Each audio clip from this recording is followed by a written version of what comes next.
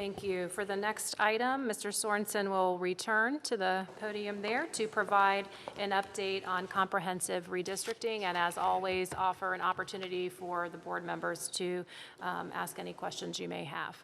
Great, thank you. Mr. Sorensen. The committee met 3 times during the week of February 3rd. The last meeting of that week was a full committee meeting that focused on feeder patterns.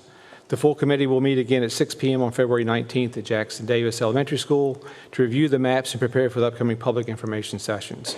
Those public information sessions will occur on March 4th at Wilder Middle School and March 5th at Hermitage High School.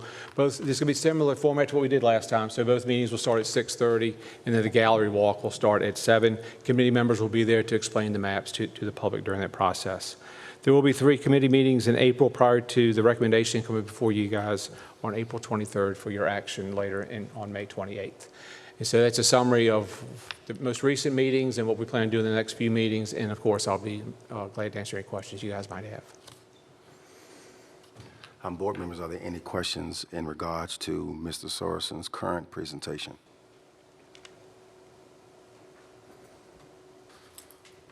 Madam Chair, Madam Superintendent, can I take a moment of personal privilege? On behalf of the school board, I'd like to take a moment to acknowledge where we are in this redistricting process and where we need to go. The Citizen Redistricting Committee has been working diligently and very thoughtfully and very hard, and we want to first and foremost acknowledge that. Myself and my peers cannot imagine the sacrifices that they've made in order to spend all these nights every month doing what's best for our county and our children and families. The time spent preparing for meetings, doing the difficult work, and responding to community input can be overwhelming at times. And from the bottom of our hearts, these volunteers need to know that this board is grateful for all that they've done and will continue to do. We are about to enter now the home stretch. Maps go on public display for a second time on March 4th and 5th. And after that, the committee is supposed to finalize its recommendation to us at the end of April. And then this board is expected to hear from the public, to deliberate and make a decision on the recommendation at the end of May. Given the time frame and that we have in front of us, we feel now is the time to let our community know that every single board member and every single magisterial district, we hear every comment and concern that you have. And today we want to be very specific with our committee about what this board would like to see be given consideration before the final recommendation. We think it's better to be clear about this now instead of 2 months from now in order to be proactive and not reactive. As the public knows, we have 4 equally weighted goals in this process. We want to emphasize for the committee our vision related to these goals. We want the committee to effectively utilize current and future capacity at schools while prioritizing the importance of safety and equity with regard to our school communities. We want the committees to effectively utilize and to be aware and cognizant of unbroken feeder patterns and also academic programming. The committee should avoid increasing economic deprivation rates at schools and reduce concentrations of poverty where possible. Additionally, we want to be certain and crystal clear that the committee has considered the ideas that we have heard from each of us regularly from our constituents. And I will give my peers in a moment an opportunity to share with the committee what they are hearing from their constituents. I can say personally, unlike other communities we've heard from, in my magisterial district, the River Mill Magnolia Ridge area, has yet to see any option that maintains their current feeder patterns while also achieving the goals of this process. I urge the committee to consider an option that keeps those communities in their current zone so that the board can see alternatives. And I'm going to now briefly defer to Vice Chairman Ms. Ogburn, and then I'm going to go to the rest of my colleagues to share with us additional constituent feedback that they have received. So first, Ms. Ogburns, I yield to you to make your own comments. Thank you very much, and I wholeheartedly agree. We're in the position now, Mr. Sorensen, that I look at our role at this point is to be a funnel. We're listening to all of our communities. We're getting hundreds of emails a day, and we're taking that information to give it to you, and I assume that you and Mr. Riggs will funnel that information and our thoughts to the committee. But we are all hearing from our constituents, ones who have kids in school, but we're also hearing from constituents that don't have children in schools. This process truly affects everybody in Henrico. But I too, just like Reverend Cooper, I appreciate the work the committee is doing. It is a thankless task, and they stepped up, and we so appreciate it. And I know that they will continue to do the work we've asked them to do. But that being said, I will take that opportunity to make sure the committee has heard from my district, and I'll ask you to take some things back. Folks in my part of Henrico have expressed the deep desire that the committee move as few students as possible. And moving those few students but still achieve that goal of balance across the county and balance within our buildings, because we know that is one of their main goals, but not to move kids unless they have to, and to keep those kids as the schools closest to them. Bus safety and travel is a huge concern with, a lot of people in the Three-Chop District funnel down onto Interstate 64. They don't want kids driving on 64, that kind of thing. So bus safety and keeping the kids close. But every move the committee should that they make should be to address that capacity. It's kind of like everything else is a bonus, is a win, but capacity is the key. And I'll give you an example. And there's a section of the Tucker High School current zone that is moved out of Tucker in some of our current options. Those residents have made loud and clear they don't want to leave Tucker, but, excuse me, and they don't need to because Tucker is under capacity. So that's an example of the committee has come up with an idea. I'm not sure, what the impetus was for it, but that community wants to stay in Tucker. They can because there's room. So, I would like for the committee to have an option that considers that. But secondly, and this is something I'm sure that there are a lot of people who may not know about this, but Henrico County Public Works and Road Department is about to embark on a multi-million-dollar road project in the Short Pump area.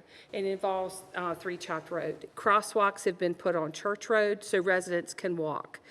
And they walk from one neighborhood to the other. They cross Church Road, go over to Three-Chop Road, and then they can access West Broad Village and all the shopping areas and go out to dinner without ever having to get in their car. There's going to be a substantial investment in widening Three-Chop Road and putting in sidewalks. And the whole goal is to increase the walkability of that area.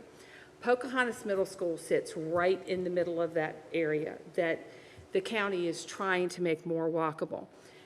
So the committee, in most of the options, I think it's all but one, has the Church Road, Three-Chop Road corridor moving out of Pocahontas Middle School and going down to Quioccasin. And that is truly counter to what Henrico County has planned for that area and making it walkable. So what I would like to see and hope that the committee would look at that, take that into account, and keep that area walkable, because those kids can walk to Pocahontas now. I think they will even more so after those sidewalks are put in.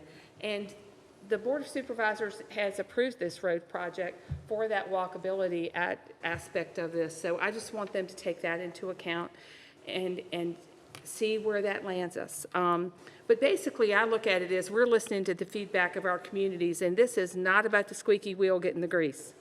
This is about, we just want to be sure that the community, and the committee hears what we're hearing from our community, and that will, I think, help them do the work that they have to do. Very good. Thank you. Thank you, Ms. Ogburn. Next, I'm going to go to Ms. Kinsella. Thank you. I guess I'll start off in reverse of what Mrs. Ogburn did, but first I just want the committee members to be thanked. I mean, having been someone who's been extremely involved watching our overcrowding for years, I appreciate all the hours they're taking and the efforts they're making. to ensure that this process doesn't put us here again. I've heard from constituents in the Brooklyn district, but I've been here, I mean, we've had issues in the Brooklyn district for years in regard to capacity. So I guess I would just speak to, I've watched the committee for 6 months, and while certain changes, have and haven't been made to maps, I mean, I will speak on, my community is concerned about 1,000 units that weren't planned for properly in the capacity of our schools. But that being said, I'm going to speak to specific communities that I'd like for them to look at the lines. The Thomas Mill area, as well as the Staples Mill, Cross Ridge, Pie, Corridor Pie. Some of those neighborhoods actually abut the schools, and they've actually changed the lines where safety is a concern, and it does not make sense when you look at the maps if you're more familiar with the area. So I'd encourage that.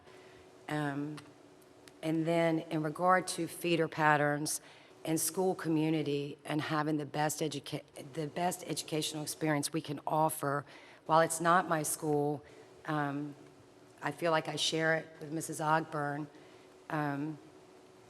Tucker High School has 5 feeder middle schools. And where we can, I'd like for them to look at that and see if we can do something to address it. Okay. Thank you. Thank you. Thank you so much, Ms. Kinsella. Ms. Shea? Thank you, Chairman Cooper.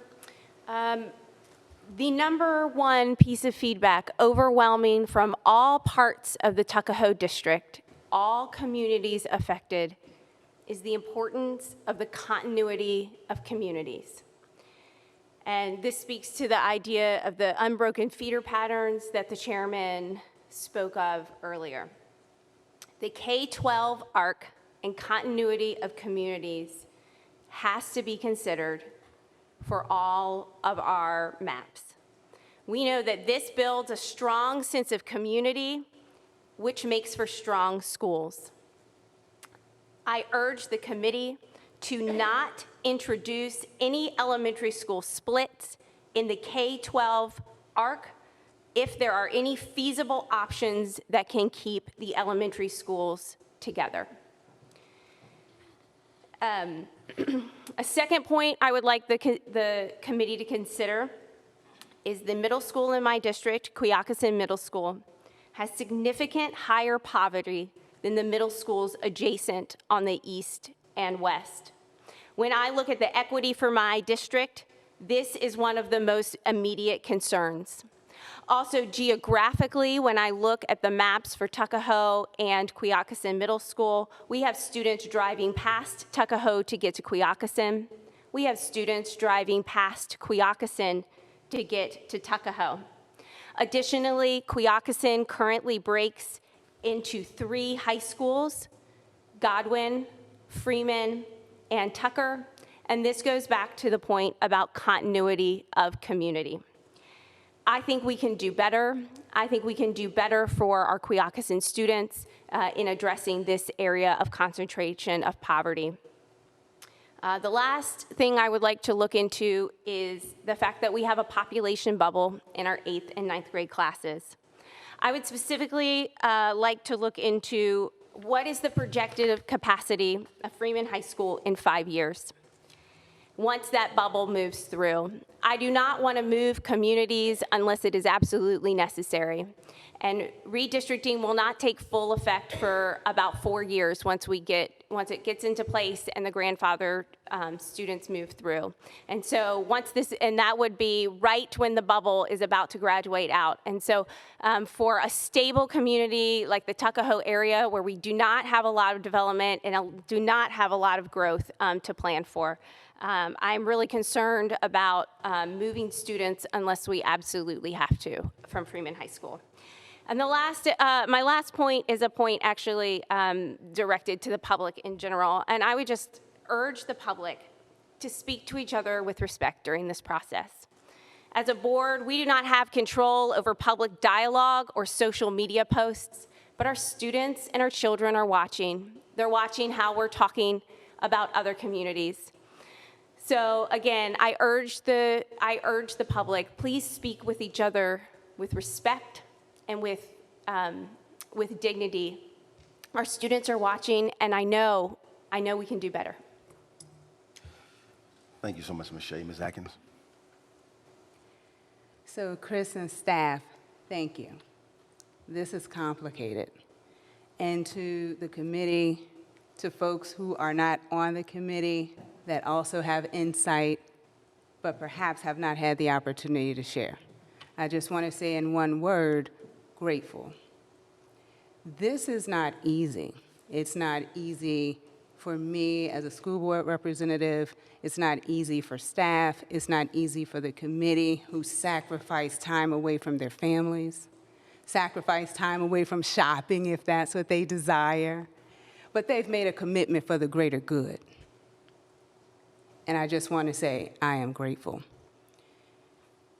There are about 4 points that I want to make that I would like for you to share with the committee, and then to take into consideration one around poverty and making sure that we look at economic deprivation.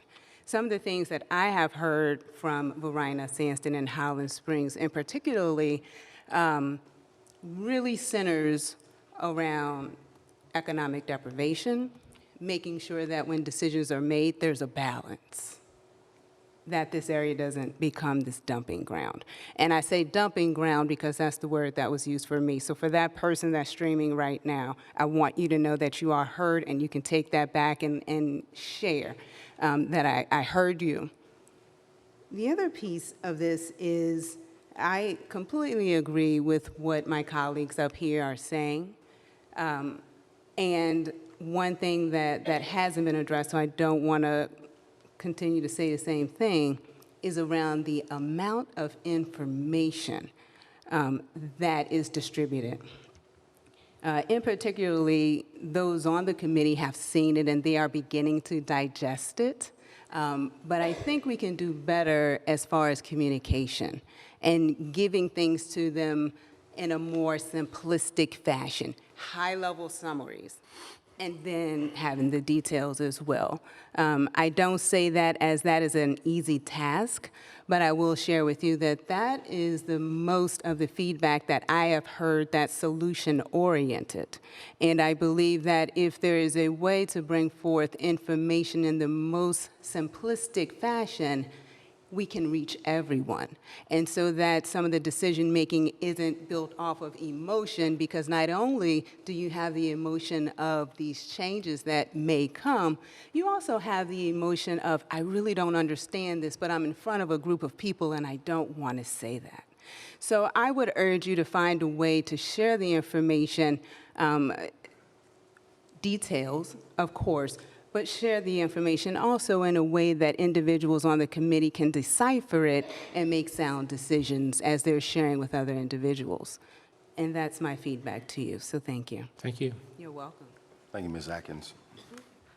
So, Chris, we ask that you, as well as Dr. Cashwell, as well as your team, direct our consultant, Cropper GIS, to share these ideas and share with them the vision with the committee at or before our next meeting, which will be a joint meeting on February 19th. We think our committees, again, are doing a great job. They're doing the job they were selected to do, but time is beginning to run out. And moving forward, we want the rest of their time to be used effectively, efficiently, and wisely. That's why it's imperative and important that we, as a new board, cast this vision now. Our belief is that this will allow the committee to work smarter, effectively, efficiently, not harder, as they enter the home stretch. So, Dr. Cashwell, please share this direction with Cropper GIS and the Redistricting Committee. Thank you, everyone. Mr. Chairman, members of the board, your feedback has been heard and noted, and we will ensure that it is shared with both Mr. Cropper and through him to the committee directly. Great. Thank you all very much. All right, thank you, Mr. Sorensen.